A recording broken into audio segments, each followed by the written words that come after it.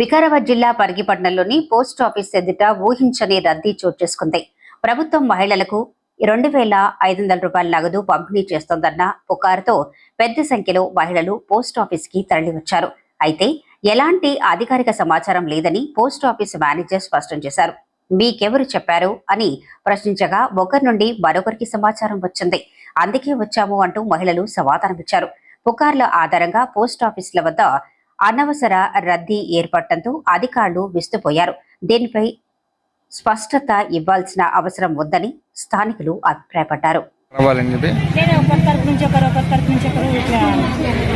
దేనికోసం వచ్చారు అసలు?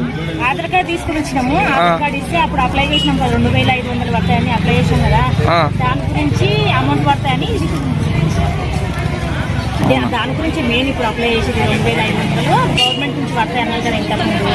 అవును కాదా?